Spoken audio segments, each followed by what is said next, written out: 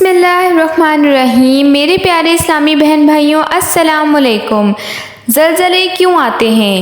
اس کی اصل وجہ تو انسانوں کے گناہ ہیں۔ اللہ تعالیٰ نے تمام زمین کو مہید ایک پہاڑ پیدا کیا۔ اس پہاڑ کا نام کوہ کاف ہے۔ یہ کافی بڑا پہاڑ ہے۔ اس کی جڑوں کے ریشے ساری دنیا میں پھیلے ہوئے ہیں۔ اس کو کھڑا رہنے کے لیے جگہ بھی بہت بڑی درکار ہے۔ اس کے ریشے اللہ کے حکم سے ساری زمین میں پھیلے ہوئے ہیں۔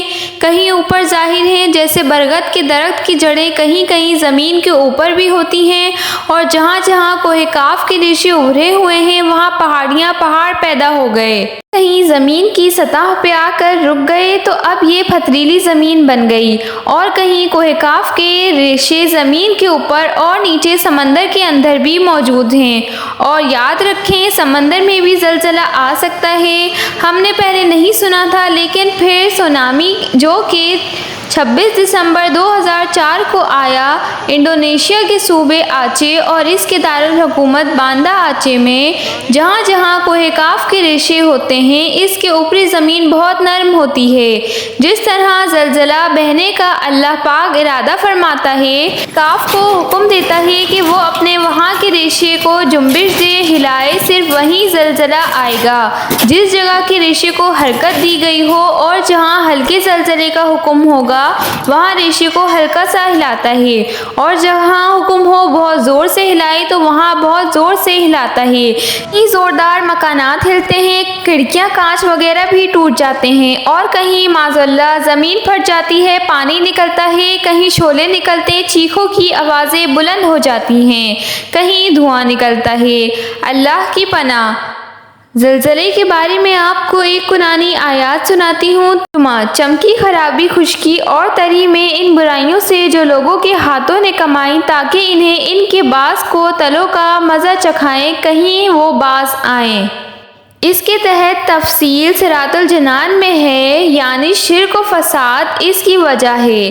خشکی اور تری میں فساد آتا ہے، بارش کا رک جانا، پیداوار کی قلت، کھیتوں میں خرابی، تجارتوں میں نقصان۔ اس لیے کہ اللہ پاک آخرت سے پہلے انہیں برے کام کا مزہ چکھائیں تاکہ کفر سے باز آئیں، گناہوں سے باز آئیں اور توبہ کریں۔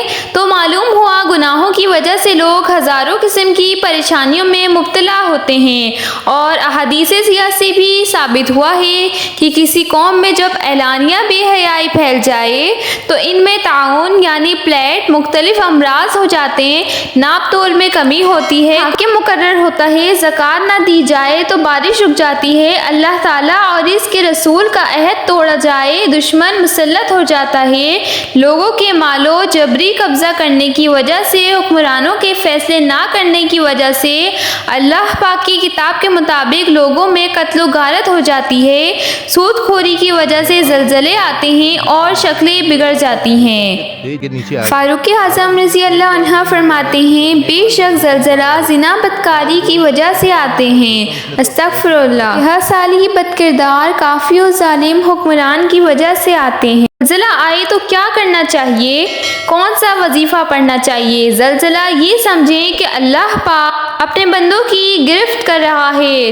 زلزلہ پریشانی آئے تو نماز پڑھیں۔ یہ 5 نمازیں اللہ تعالیٰ نے فرض کی گئی ہیں، ویسے بھی پڑھنی چاہیے۔ میرے آقا صلی اللہ علیہ وآلہ وسلم بلال حبشی رضی اللہ عنہ سے فرماتے ہیں، بلال ہمیں نماز سے راحت پہنچا، اور سیدنا عبداللہ ابن عباس جنتی ابن جنتی رضی اللہ عنہ آپ کے بارے میں مقبول ہے کہ بصرہ میں زلزلہ آیا تو آپ نے نماز پڑھی، اللہ پاک ہم پر رحم فرمائے، آمین۔